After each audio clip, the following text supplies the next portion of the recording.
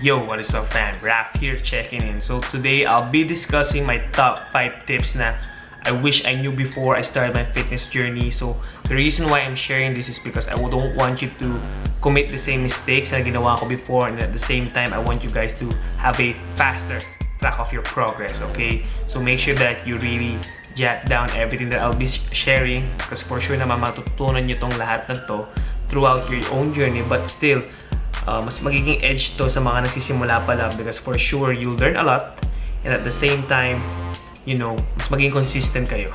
Okay, so let's begin. And yeah, these are my top 5 tips for the beginners inside the gym. Okay, first tip, training. So that's my phone. Anyways, my first tip is training. The reason why training is because marami kasi sa mga nagsisimula pa lang, medyo hindi sila aware kung ano ba talaga yung proper training split.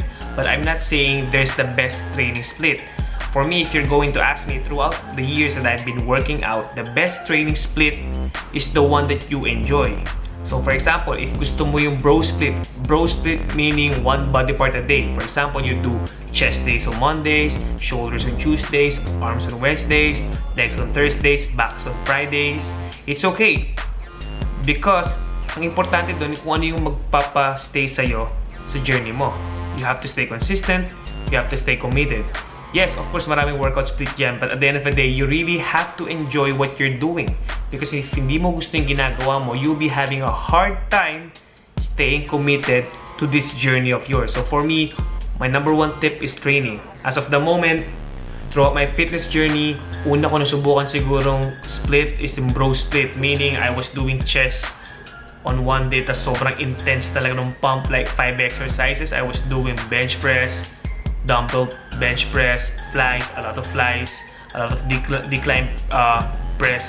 It's okay, although that's not the best training split for me, but if you enjoy that, it's okay. What's important is that you have to stay consistent, and you have to really make sure that the form is always right. So for me right now, I've been doing push-pull legs for the longest time now. I believe years ko na siyang ginagawa yung push-pull legs. The reason why I'm doing the push-pull legs is because the main goal that you have to prioritize if you want to build muscles with your training is frequency. Meaning you have to make sure that you're hitting each muscle group at least twice a week for faster progress. Again, huwag kayong masyadong maniwala sa mga nakikita nyo sa YouTube, yung mga idol nyo sa Instagram na sobrang malalaking bodybuilders. I fell for that before. Naging victim din ako noon. Sabi ko, itong idol kong bodybuilder, I'm going to follow his training, and his training chest. Sobrang intense yung pump. Kasi at the end of the day, fam, I'm just going to mute this phone. At the end of the day, hindi sapat na may pump ka lang to know that your workout was great. Kasi there are other scientific factors na kailangan nyo i-consider. But for me, I don't want to go deep into the scientific part because I'm not that of an expert, but I know what I'm doing. So for me, I would suggest, if you're going to train, do the push-pull legs. At least you're able to hit each muscle group twice a week. So for example, if you do your push, so that's, you know, chest, shoulders, triceps, and when you do your pull, that's back, traps, real delts, and biceps, and of course your legs. So for me, I've been doing that for the longest time, and I'm consistent. And yeah, I believe I saw significant progress naman when I was doing that split. Okay, next tip is nutrition. Now, dito tayo medyo magkakaroon ng konting debate, konting elaboration. So if you're going to enter your fitness journey, for example, you are skinny just like me. I was skinny before eh. So what I thought before was that supplements are magic powders, meaning if I drink my whey protein, lalaki agad ako. So sobrang na-addict ako sa whey protein, like talagang laklak ako ng whey protein before, let's say 4 to 5 years ago. But still, I wasn't able to see any progress. Doon ako nagkamali. Kasi akala ko, yung whey nandiyan para mas mapabilis. Don't get me wrong, tama naman talaga. Bibilis yung progress mo if you use it smart. Meaning, before kasi I don't know the macros, I don't know the calories. Hindi ko alam yung kailangan kong i-prioritize pagdating sa nutrition ko. Kailangan ko lang siya tutunan, let's say late 2018. So for me, doon ako nagkaroon ng konting delay sa progress ko in nutrition. Sobrang sipag ko mag-gym. Let's say, before, 3 times or 4 times a week ako nag-workout. But with the nutrition part, doon ako nag-slack off. Okay? Kung ano-ano kinakain ko. Basta alam ko sa sarili ko, I'm drinking my way, sapat na yun. But that's wrong. So for me, my tip when it comes to nutrition is that you have to know what your goal is first. For example, if your goal is to build muscle, so make sure that you know your maintenance calories. And from there, dagdagan mo muna ng konti. Let's say 200 to 300 maintenance calories. So for that, and yung magiging lean bulking mong calories. Now, make sure that you're consistent with your diet. And then, let's say, measure your weight on a weekly basis kung nag-i-increase ba siya or bumababa ba siya. Be consistent with it. You have to be keen with the details if you want to, really be strict when it comes to this journey of yours. For me kasi, I was just having fun. I know the method, but I'm just trying my best to have fun as well. And for example naman, if your goal is to lose fat, know your maintenance calories and lower it a bit. Let's say, deduct 300 to 400 calories if you really want to have a faster progress, and make sure then you're doing a lot of activities para mas mag-burn ka ng calories. So make sure that your nutrition is on point. And rule of thumb, if you want to grow muscles and you don't know how many protein you should let's say consume per day, I would suggest that you consume at least 1 gram of pound of your body weight. So for example, if right now let's say I'm 155, I'm not sure because I haven't been weighing myself for the past months now. For example, if I'm 155, so my target for my protein would probably be around 150 to 160 grams of protein per day. So that's the rule of thumb. Again, the protein should be your top priority in order for you to grow your muscles, okay? So next is recovery. Now, for those of you who are gym rats right now, alam ko yan, I was there. I've been through that, I've been through that lifestyle before na sobrang addict ko sa gym na halos hindi na nga ako rest days. Like, lalo na kapag sobrang enjoy yung workout ko, and I know pag nagbuhat ako, lalaki yung muscles ko. So, for me, doon papasok yung you have to balance training hard and training smart. It's not enough na sobrang addict mo sa gym but you're not prioritizing your recovery. So, what will happen is that mas mababagal yung gains nyo, mas mabagal yung growth ng muscles nyo. Because rule of thumb again, you don't grow inside the gym. You break muscle tissues inside the gym. You grow outside kasi that's the part when you recover. So it's very important to prioritize your sleep and your recovery days. Like for example, for me, since I'm doing the push-pull legs,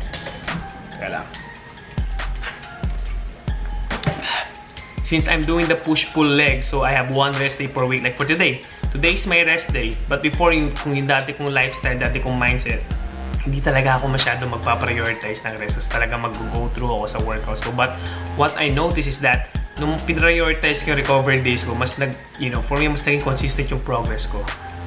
And at the same time, mas ramdam ko nakaka-recover talaga yung muscles ko, which is very, very important. Okay? You have to balance training smart and training hard. It's not always about pushing yourself to the limit. You have to know when to execute and when to rest. Okay? Prioritize recovery. Now, we have 3 things now. We have training, we have nutrition, we have recovery. Next is consistency. One of the very crucial factors that you have to consider. It's not just about going hard inside the gym. It's not just about, for me kasi ito yung magde-define kung talaga magkakaroon ka ng progress if you have consistency. Fam, I've been lifting weights for the past 4 years, seriously. And I've been into fitness, let's say, 5 to 6 years. Kasi yung first 2 years ko, yung term ko doon parang basura kasi I don't even know, again, I don't know what's right from wrong on what I'm doing. Kung ano lang nakikita ko sa gym, kung ano lang nakikita ko sa YouTube, lang sinusunod ko, which is wrong. That's why I really took my fitness journey seriously, and nung natutunan ko yung tamang approach, that's when I learned a lot. That's when I saw progress. Mas naging consistent talaga yung progress ko. So for me, it's very important that you study, you analyze your body, and get your consistency. Nothing happens overnight, especially in fitness. Kahit sa ang industry naman yan. If you want to have a good physique, if you want to develop your physique, nothing happens overnight. Everything happens over time. Okay, you have to prioritize everything. You have to be keen with your consistency. Doon kasi talaga ma-define if para sa yung fitness journey or hindi. Kasi one of the top questions that I always receive on my Instagram account is that, Coach Raf, how do you stay consistent? Fam, I'm going to say this na in front of you. It's not always about motivation. Hindi talaga gagana if you're going to, just focus always on motivation. Maganda yung motivation kasi it will boost start your journey, but halfway kasi since napakatagal ko na, it's a habit. That's why we call it a lifestyle. If you don't know, if you're just in it kasi feel mo lang mag-workout, then this is not for you, fam. This is a lifetime commitment. If you want to maintain your physique, if you want to develop your physique, if you want to lose fat and be healthy and be active and be, have to boost that confidence that you have to stay consistent, especially during the days that you don't feel like working. Kasi it's true, dun talaga magkakaroon ng difference yung pang fitness talaga, and dun sa mga feel lang talaga mag-workout. That's why when I started my fitness journey, actually madami kami. I had a lot of friends before when we started the fitness journey of ours.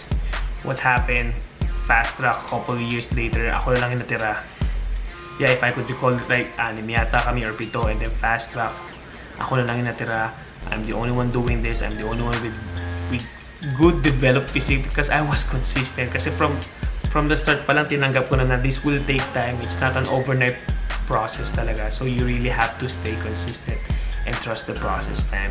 And for me, I committed to this lifetime for the longest time now. I'm not even delaying. I'm just starting, to be honest. So yeah, right now kasi nag-reminisce na ako ng mga naging journey ko. So it's kind of fun. And at the same time, ang saya lang kasi tignan na you saw your physique develop. Alam mo kasi dati ako, sobrang payatot ako. I was skinny. And then as years go by, mas ma-appreciate mo kasi when you see your physique talaga develop. That's why I always preach this, never play the comparison game. Let's say your only rival is yourself. Always look at yourself in the mirror and tell yourself, that's my opponent. I need to be better than that guy in the mirror. Okay? Kasi kapag nilaro niyo yung comparison game na parang you're comparing your body to another one na magkaiba naman kayo ng genetics, doon kasi different. Doon kasi magkakaroon ng, what do you call this? Basta parang mawawalan kayo ng gana talaga sa fitness. I was like that before kasi sobrang dami kong idol sa YouTube before. And what happened is that I thought kaya ko yung ganong physique, but then I realized and I came to the point na may limitations in genetics natin. And the best thing that we could do, even though you don't have the best genetics, is you really have to work hard. Okay?